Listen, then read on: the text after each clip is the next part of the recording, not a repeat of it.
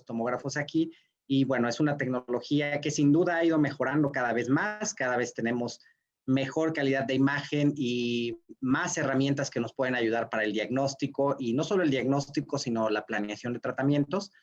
Entonces, bueno, el día de hoy la intención es compartirles algunas de las principales ventajas que tiene este tipo de tecnología de la tomografía con BIM y aplicaciones concretas que ustedes pueden utilizar en odontología, obviamente, ¿verdad? Una gran ventaja y algo que debemos de saber es que este tipo de tecnología fue desarrollada específicamente para nuestra área.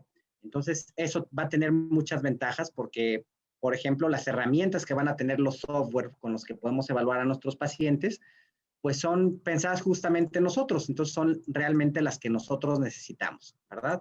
Entonces, bueno, vamos a ir viendo esto. En cualquier momento, si tienen alguna duda, alguna pregunta, me pueden preguntar, ya sea por su micrófono o por medio del chat, y con todo gusto las vamos respondiendo, ¿verdad?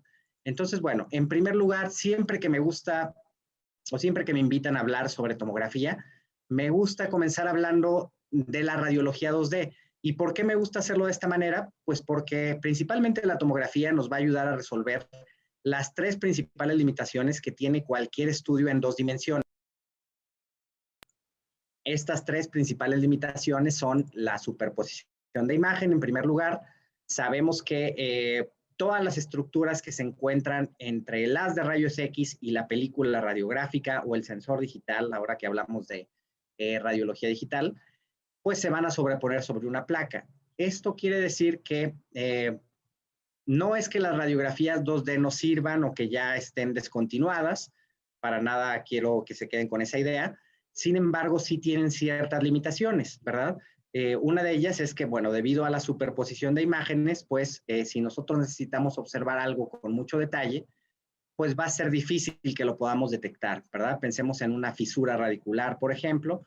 Bueno, si tenemos mucha superposición de imagen, es difícil que la podamos observar, ¿verdad? Entonces, con la tomografía podemos hacer cortes finos y vamos a eliminar la superposición de imágenes. Después tenemos el problema de la amplificación. Sabemos que los rayos X son divergentes, entonces desde el momento en que se forman y salen por el tubo de rayos X, se comienzan a abrir, ¿verdad? ¿Esto qué ocasiona? Bueno, pues que las imágenes, sobre todo en las radiografías extraorales, pues van a tener un cierto grado de amplificación y de distorsión, ¿verdad? Se habla que en una radiografía panorámica, por ejemplo, tenemos entre el 20 y el 30% de amplificación. En el caso de una lateral de cráneo, por ejemplo, hablamos de cerca del 10%. En concreto, se habla de un 9.7% en promedio. Entonces, son imágenes que no son en tamaño real, ¿verdad? Van a tener un cierto grado de amplificación. Entonces, por ejemplo, una panorámica, pues no es el estudio ideal para medir sobre ella, porque tiene esta amplificación y además no es uniforme la amplificación a lo largo de toda la radiografía. O sea, podría ser que en la zona de incisivos tengamos una amplificación del 20%, pero tal vez en la zona de premolares tenemos el 25% y en la zona de molares el 30%, por ponerles algún ejemplo. Entonces, no es tan sencillo como simplemente hacer una medición y quitarle el 20% de amplificación y que ya tengamos una imagen real. Ahora, como les digo, no es que no sirvan. De hecho, yo recomiendo que la radiografía panorámica siempre se realice en todos los pacientes. O sea, cuando acude un paciente por primera vez con ustedes, me parece que es muy importante que le hagan al menos una radiografía panorámica como punto de partida, ya que les va a servir básicamente para 2 cosas, o principalmente para 2 cosas. La primera, pues, es para tener una visión completa del paciente y poder detectar alguna anomalía, alguna patología o alguna alteración que no sabíamos que existía, ¿verdad? O sea, que podamos encontrar algún hallazgo radiográfico.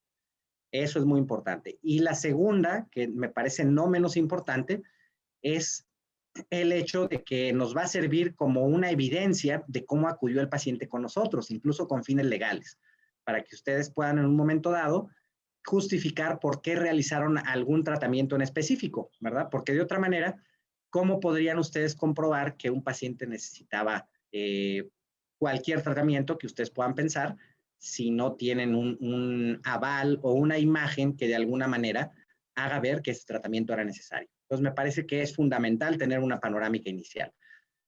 Ahora, siempre que necesitamos algún detalle mayor, o conocer la ubicación de alguna estructura.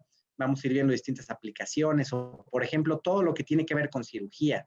Si yo voy a hacer una colocación de implantes, si voy a hacer una evaluación para hacer una cirugía de una tercer molar, si quiero hacer una cirugía de un canino retenido o simplemente quiero traccionarlo para llevarlo a la boca, pues es muy importante que sepa exactamente en dónde se encuentra para que vea cuál es la vía de acceso más conveniente, menos invasiva y también me va a permitir ver la relación con estructuras importantes como el seno maxilar, el canal mandibular, el agujero mentoniano, que sabemos que debemos tener muy claro en dónde se encuentran, porque de otra manera corremos el riesgo de lesionarlos y obviamente le podemos causar un daño como una parestesia, por ejemplo, al paciente. Entonces, bueno, ese es un dato importante. Entonces, la amplificación siempre va a estar presente en cualquier radiografía.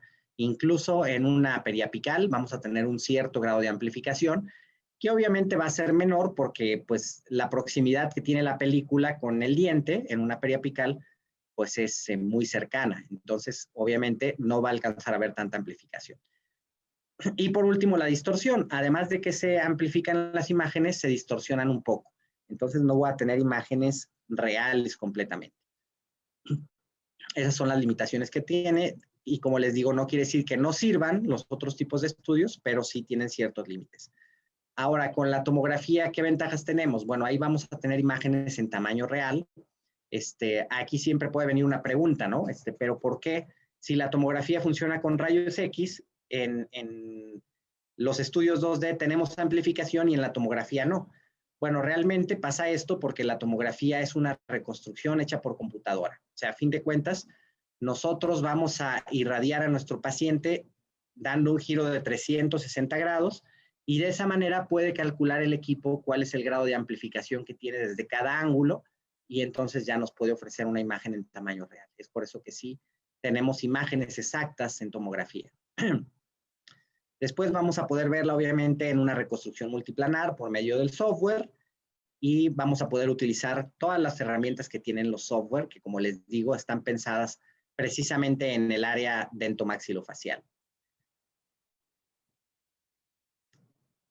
Ahora, ¿qué es importante que nosotros interpretemos? Vamos a ir viendo algunos casos concretos para que ustedes vean cómo podemos evaluar a nuestros pacientes y qué ventajas podría tener. Pero antes de eso les comento que algunas ventajas que tiene la tomografía son, por ejemplo, la disminución en la dosis de radiación que va a recibir el paciente.